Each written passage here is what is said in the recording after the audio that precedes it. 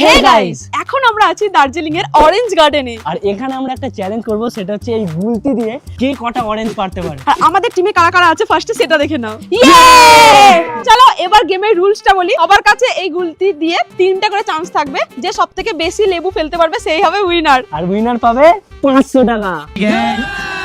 চলো স্টার্ট করা যাক। ওকে, ফার্স্ট চান্স হচ্ছে কাকার। ভালো করে টিপ করে মারবে, ঠিক আছে?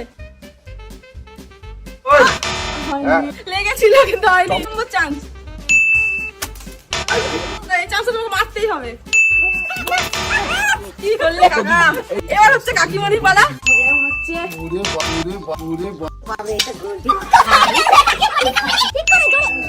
লাস্ট। এবার হচ্ছে আমার মায়ের পালা। ঠিক করে মারবে।